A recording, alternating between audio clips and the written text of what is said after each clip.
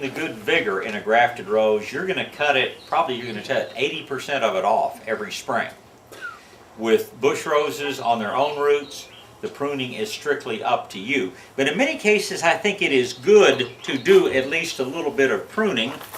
And I'll tell you why. I'm going to put this up here. I'll put it right here for everybody to see a little better. Now, this is one of the newer roses. It's a variety rose they call Knockout, and everybody's probably heard about Knockout roses. But we're going to pretend that this is something different. We're going to say it's like a Belinda's Dream or something like that. Belinda's Dream is the old-fashioned rose that has a fully pink, fully petaled pink flower that's about this big around. There's one of them, y'all that have been coming here for a while know that just as you go out of the parking lot, right there on the left-hand side, we've got, I think, 2 of them planted in there together. And there was hardly a time last summer, even in the drought, they didn't have 100 or 150 flowers open on them. But when you have a really big flower like that, it's going to be quite heavy. And as the stem gets taller and taller, it gets narrower and narrower and weaker. And if you have a great big bud and consequently a great big bloom on top of a long, thin stem, it's always going to be bent over. That bloom is always going to be looking downward instead of standing up to where you really, can look at it and see it and enjoy it. So on a rose that produces really big flowers, we'll prune it back periodically, even through the growing season as we take the old blooms off. We'll cut it down to a little bit heavier cane rather than cutting it off way up on top. Because if you just, if you just take the bloom off of here, it's going to branch out from the first leaf below that, and it's going to come out and put up another stem and bloom again. And pretty soon you're going to have great big flowers on such tiny little stems that they really can't support themselves all that well. So keep this in mind during the growing season too, that as you prune the old flowers off, if you choose to take them off, just looks a lot nicer if you do, you don't always just cut them off below that bud. You normally cut them substantially down the stem, so that the next stem that comes out will be stronger and will hold the next bloom up, in a much stronger fashion. Does that make sense? Am I explaining that clearly for everybody? Did you say below or above where the leaves come out? You cut it just above the leaf. Okay.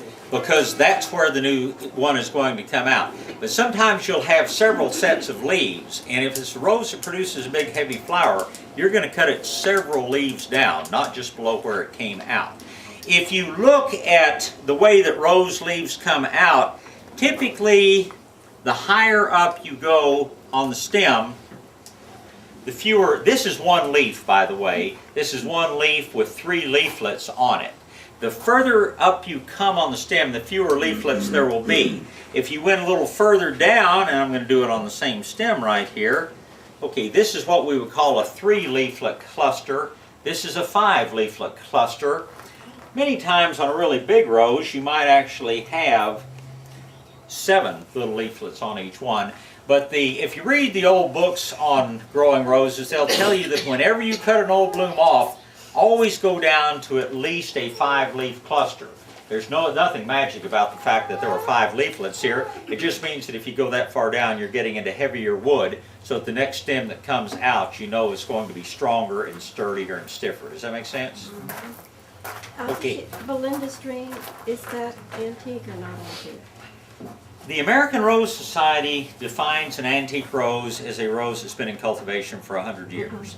Belinda's Dream is an antique. But other people may use the definition of it's been in the trade for 40 or 50 years. They start calling it antique. So it's kind of like going and buying a piece of furniture.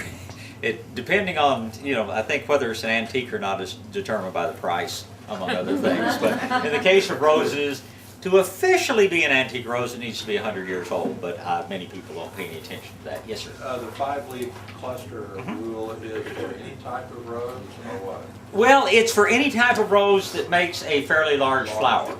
Now, it used to be the only roses anybody wanted to grow were the really big, full, lots and lots of rows of petals. Nowadays, a lot of people are realizing that some of these more open roses, are also very pretty.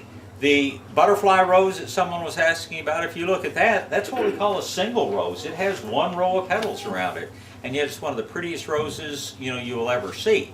If you were to stick them on a scale though, it probably would take 50 flowers off of a butterfly rose to weigh as much as one flower off of a Belinda's Dream, for instance, or Butterfly BR roses, Canter. that's not mutable. That's mutable. Oh, it yes. is. Oh, okay. Those Yeah. are beautiful. So the pruning is not nearly as critical on the little very lightweight flowers as it is on the bigger ones, but you know, again, what most people end up doing is pruning to control the size, because they look at it and they just don't believe you when you show them a butterfly rose that's this tall in the pot and tell them it's going to grow 10 feet wide and 8 feet tall.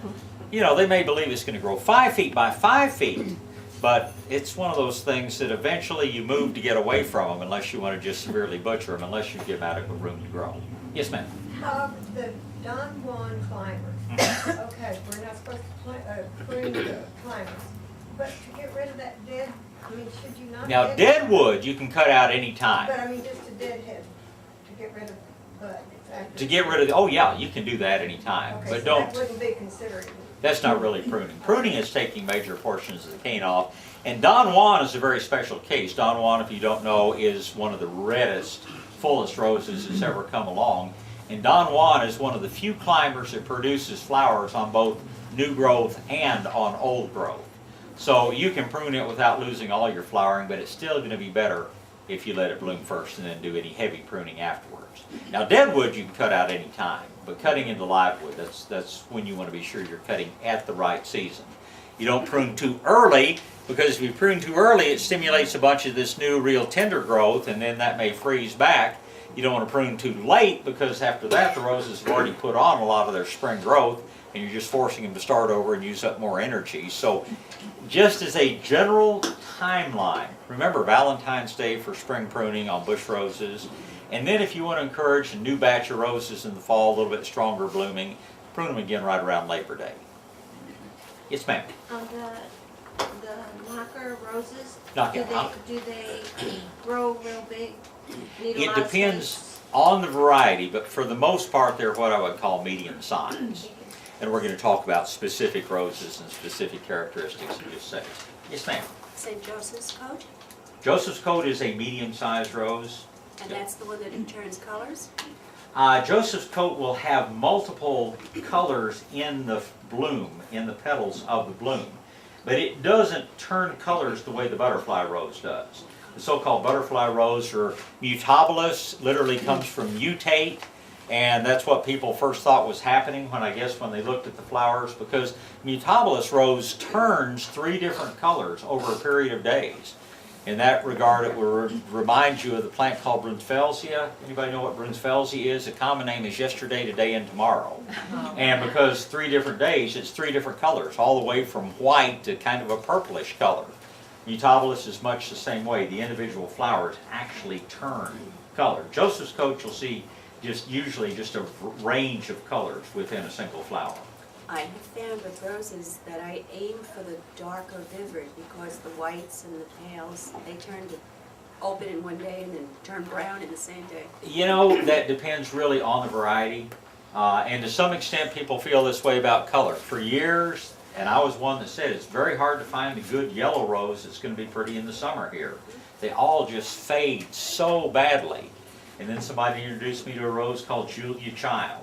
If you love yellow roses and you want a beautiful yellow rose in July, plant a Julia Child. It's not a huge flower. The flowers are about this big around, but they are a golden yellow color. And let me tell you what, mine, I had the hottest, driest weather last summer. I had beautiful roses all summer on that particular variety. The yellow held up, huh? Yep, yellow held up. The other yellow, if you're looking for a really big yellow, probably the best one in this area, goes by 2 different names. The official name of it is Nacogdoches. Since Jerry Parsons can't stand anything that he didn't name, he changed the name of it to Grandma's Yellow. But anyway, if you see it advertised or whatever, Nacogdoches and Grandma's Yellow are exactly the same rose. And for a big yellow rose, that's probably as good as you're going to do. And it's going to be gorgeous spring and fall. But it's very definitely going to fade in the summer. But again, we're kind of getting into varieties here. But if you're looking for a good summertime yellow, look for Julia Child. It's a really neat rose. It's a grafted rose? You can get it grafted or on its own roots. We tend to get it sometimes both ways, because sometimes we just can't find it on its own roots, and it's so